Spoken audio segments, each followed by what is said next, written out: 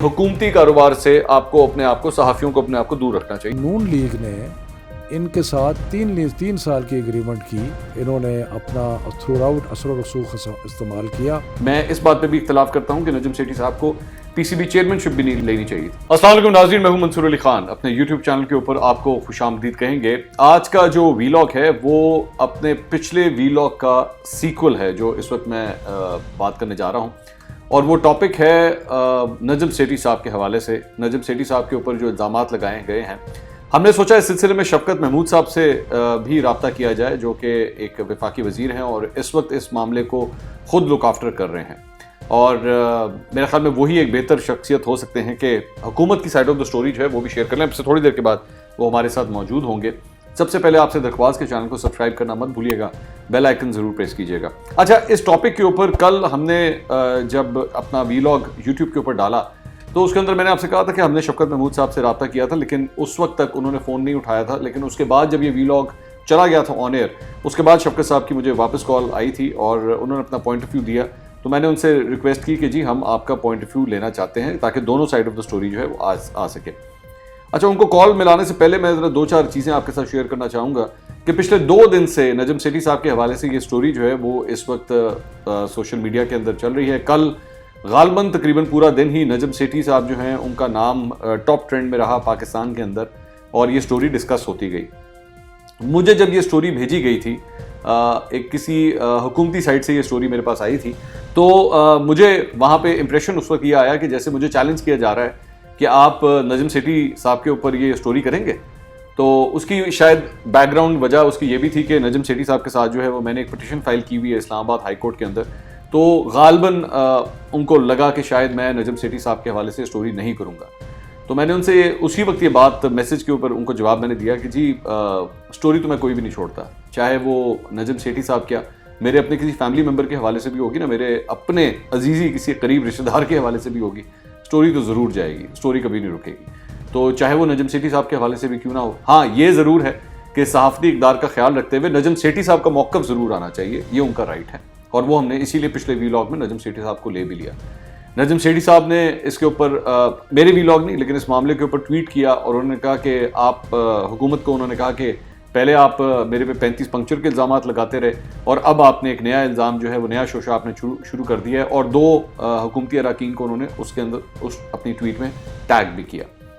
बहरहाल असल पॉइंट ये है कि दोबारा वही बात है कि मैंने जो कल वीलॉग किया और उसके बाद अपना उसके ऊपर जो तबसरा मैंने दिया, मुझे ये फ़ील हुआ कि हो सकता है कि इसकी वजह से नजम सेठी साहब थोड़े से मुझसे भी नाराज़ हुए हों कि मैंने उनके इस इक़दाम से इख्तलाफ किया, और मैंने उसके अंदर ये कहा भी कि हुकूमती कारोबार से आपको अपने आप को सहाफ़ियों को अपने आप को दूर रखना चाहिए, क्योंकि आपके ऊपर इल्ज़ामात लग सकते हैं, आपके ऊपर उंगलियां उठाई जा सकती हैं। बेशक आपका कारोबार सही हो, बेशक आपने तमाम लीगैलिटीज़ को कंप्लीट किया हो, लेकिन आपके ऊपर इल्ज़ामात लग सकते हैं। तो इसलिए बेहतर है कि अपना दामन बचाइए और अपने आप को ऐसे मामलों से दूर रखें। बेशक और कारोबार करें, ऐसा नहीं है कि पाकिस्तान में कारोबार नहीं हो सकते, और बड़े कारोबार हैं, लेकिन जहाँ पे हुकूमत मुलविस हो जाए तो एक सहाफ़ी को, क्योंकि उसने रात को बैठ के तज्जिया भी देना होता है, तो बेहतर है कि अपना दामन जो है वो बचा के रखे। एनीवेज, मेरा पॉइंट ऑफ व्यू कल भी यही था, मेरा पॉइंट ऑफ व्यू आज भी यही है। अगर सेठी साहब इख्तलाफ करना चाहें तो बड़े इज़्ज़त के साथ मैं उनसे इख्तलाफ करना चाहूँगा, और मेरे ख्याल में ये मेरा राइट है, और उनका अपना पॉइंट ऑफ व्यू रखना ये उनका राइट है।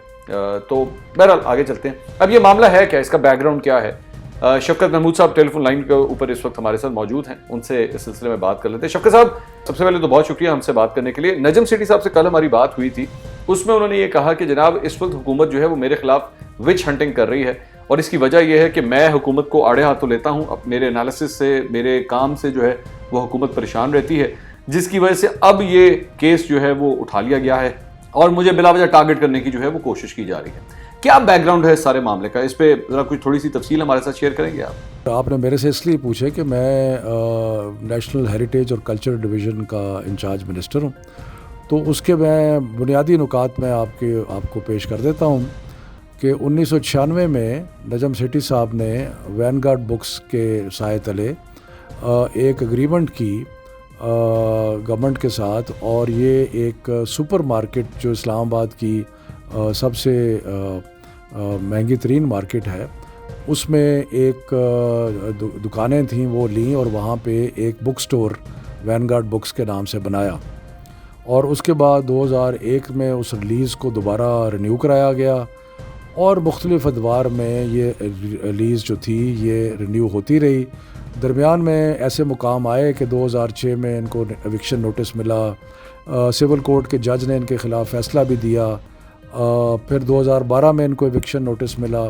لیکن ان سارے نوٹسز کے باوجود آخر میں یہ ہوتا تھا کہ پھر نئی ایگریمنٹس ہو جاتی تھی اور یہ نئی ایگریمنٹس ان کی چلتی رہیں. اور 2017 میں نون لیگ نے ان کے ساتھ 3 سال کی ایگریمنٹ کی ان کی نون لیگ کی حکومت کے دوران لوک ورثہ نے, اور جو فروری 2020 تک تھی. جب ہماری حکومت آئی تو لوک ورثہ نے یہ کہا کہ جی ہمیں یہ جگہ چاہیے, یہ بڑی ایکسپینسو جگہ ہے. تو انہوں نے لیز کو ٹرمینیٹ کر کے ان کو کہا کہ آپ جگہ خالی کر دیں. تو انہوں نے نہیں کی, یہ سول کورٹ میں چلے گئے. وہاں پہ جا کے طے یہ ہوا کہ جب تک ان کی لیز ہے تب تک ان کو وہاں سے ہٹایا نہیں جائے گا. جب لیز ختم ہو گئی تو دوبارہ لوک ورثہ نے ان کو نوٹس دیا اور انہوں نے اس کو خالی نہ کیا. تو پھر سول کورٹ میں چلا گیا لوک ورثہ کا ادارہ, اور وہاں پہ ایک آخر میں ایک ڈیسیشن آئی کہ جس کورٹ میں گئے تھے یعنی کہ رینٹ کنٹرولر کے پاس, تو ڈیسیشن یہ آئی کہ رینٹ کنٹرولر کے پاس یہ کیس لائی نہیں کرتا کیونکہ سرکاری بلڈنگز پہ رینٹ ریسٹرکشن آرڈیننس جو ہے اس کا اطلاق نہیں ہوتا. تو اس کے بعد لوک ورثہ نے جب ان کو دوبارہ نوٹس دیا کہ آپ فوری طور پہ 7 دن کے اندر خالی کریں. تو یہ اسلام آباد ہائی کورٹ میں چلے گئے جہاں سے اسٹے آرڈر آیا ہے جو 22 تاریخ کو ہے. اچھا شفیع صاحب, یہ بات بتائیے, یہ تو چلے آپ کا پوائنٹ آف ویو آ گیا نا. اب معاملہ جو ہے وہ چونکہ لوک ورثہ کے ساتھ ایسوسیٹڈ ہے, تو لوک ورثہ بیکاز اس کے اندر جو ادر پارٹی وہ تو لوک ورثہ بنتی ہے, لوک ورثہ کا اس سلسلے میں کیا موقف ہے؟ لوک ورثہ کا موقف یہ ہے کہ یہ اپنے ناجائز انفلوئنس کی وجہ سے, کیونکہ یہ ایک طاقتور صحافی ہیں, اس کی وجہ سے انہوں نے اپنا تھرو آؤٹ اثر و رسوخ استعمال کیا. اور جب کہ جس بلڈنگ کا رینٹ اب 20 لاکھ سے اوپر ہے اس کے صرف یہ 2-2.5 لاکھ روپیہ رینٹ دے رہے ہیں, اور یہی حال تھرو آؤٹ 1996 سے ہے کہ جس بلڈنگ کو بڑے تھوڑے کرائے پہ انہوں نے لیا اور اس میں اپنا کاروبار کیا, کیونکہ لوک ورثہ کے مطابق یہ بہت ہی بااثر صحافی تھے جس کی وجہ سے انہوں نے اپنا ناجائز استعمال کیا. تو یہ مختلف اس کے وہ ہیں واقعات ہیں. 22 تاریخ اب اسلام آباد ہائی کورٹ میں لگی ہے, پھر دیکھیے کیا ہوتا ہے. بہت بہت شکریہ شفقت محمود صاحب آپ کا. ناظرین آپ نے گفتگو سنی شفقت صاحب کی, یہ ان کا پوائنٹ آف ویو تھا اور انہوں نے اپنا موقف دیا کہ وہ یہ سمجھتے ہیں کہ مارکیٹ ریٹ کے مطابق جو ہے وہ یہ پراپرٹی اس وقت رینٹ کے اوپر نہیں ہے, جس کی وجہ سے نجم سیٹھی صاحب کو جو ہے وہ یہ جگہ چھوڑ دینی چاہیے. لیکن اصل بات میں آپ کو دونوں پارٹیوں سے ذرا ہٹ کے اگر اس میں اپنا انالیسس آپ کے ساتھ شیئر کر لوں, یہ معاملہ بھی کورٹ کے اندر ہے. کون سی پارٹی صحیح ہے کون سی پارٹی غلط ہے اس کا الٹیمیٹ فیصلہ جو ہے وہ کورٹ نے کرنا ہے. لیکن ظاہری بات ہے کورٹ سے باہر ٹی وی سکرینز کے اوپر, سوشل میڈیا کے اوپر یہ جنگ اب شروع ہو چکی ہے. اس سلسلے میں دونوں پارٹیز جو ہیں وہ ایک دوسرے کے اوپر الزامات بھی لگائیں گی اور یہ بھی کہا جائے گا کہ دوسری پارٹی جو ہے وہ دراصل میں ظلم اور زیادتی کر رہی ہے. اب دیکھنا یہ ہے کہ معاملہ آگے کس طرح جائے گا. لیکن جس طرح میں نے پہلے ایک دفعہ بات کہی تھی کہ ہم اپنی نیوٹرل جرنلزم کرتے رہیں گے چاہے وہ سٹوری کسی کے بھی حوالے سے کیوں نہ ہو. اکثر صحافیوں کو, اینکر پرسنز کو یہ کہا جاتا ہے کہ جناب جب آپ کے اپنے صحافی پیٹی بھائیوں کی باری آتی ہے تو آپ اپنا دامن جو ہے وہ کترا کے نکل لیتے ہیں. یہاں پہ تو اس طرح نہیں ہوگا. چاہے کوئی سٹوری جو ہے وہ کسی صحافی کے خلاف ہی کیوں نہ ہو, کسی اینکر پرسن کے خلاف کیوں نہیں ہو, وہ ہم آن ایئر ضرور کریں گے اور اس پہ تبصرہ بھی لیں گے. ہاں موقع ان کو ضرور دیں گے ایک دفعہ بات کرنے کا. ہم یہ نہیں ہو سکتا کہ ہم یہ کریں کہ یہاں پہ کئی ایسے یوٹیوبرز میں نے دیکھے ہیں کہ وہ کسی سے بات کیے بغیر ہی جو ہے وہ اس کے اوپر کرٹیسزم شروع کر دیتے ہیں. ایون میرے پہ بھی ہوتا ہے, ایسے 3-4-5 یوٹیوبرز بیٹھے ہوئے جو مجھے بھی ٹارگٹ کرتے ہیں, لیکن مجال ہے کہ ان کے اندر کبھی اتنی اخلاقی جرت ہو کہ ایک دفعہ مجھے فون کریں تو صحیح, ذرا میرا موقف تو لیں. وہ کبھی بھی نہیں لیتے اور 10 منٹ کا اپنا وہ وی لاگ بیچنے کی خاطر جو ہے وہ ہر قسم کا کرٹیسزم کر دیتے ہیں بغیر دوسرے کا پوائنٹ آف ویو سنے ہوئے. تو پوائنٹ آف ویو ہم ضرور لیں گے, لیکن اس کے بعد اپنا اوپینین, اپنا تبصرہ, اپنا تجزیہ آپ کے ساتھ ضرور شیئر کریں گے. پھر آپ نے فیصلہ کرنا ہے کہ کیا ہم صحیح کہہ رہے ہیں, جس کے اوپر الزام لگا ہے وہ صحیح کہہ رہا ہے, یا الزام لگانے والا صحیح کہہ رہا ہے. اس کا آخر میں فیصلہ آپ کے پاس ہونا چاہیے. یہ صحافی کا کام نہیں ہے کہ وہ یہ کہے کہ جناب اگر آپ مجھ سے ایگری کرتے ہیں تبھی آپ ٹھیک ہیں، اور اگر آپ مجھ سے نہیں کرتے تو بڑے آپ کم عقل ہیں، یا پتہ نہیں جس طرح ایک کانسیپٹ ہوتا ہے کہ جناب جو either you're with me or you're against me، اس طرح نہیں ہوتا. ہم چند باتوں پہ اختلاف بھی کر سکتے ہیں. نجم سیٹھی صاحب کی جس طرح یہ بات ہوئی، میں نجم سیٹھی صاحب کے ساتھ اس پوائنٹ کے اوپر میں اختلاف کرتا ہوں.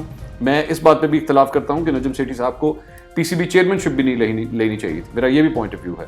اور بے شک وہ ایک بڑے سکسیسفل پی سی بی چیئرمین رہے ہوں، لیکن اس کے بعد میرا خیال میں کسی صحافی کو کوئی حکومت سے عہدہ نہیں لینا چاہیے. بلکہ جب وہ جیو میں تھے تو کچھ دیر انہوں نے وہ پوزیشن بھی لی، اور کچھ دیر جو ہے اس کے بعد انہوں نے وہ نوکری بھی کی، وہ اور بات ہے. پھر انہوں نے بعد میں اس کو چھوڑ بھی دیا تھا.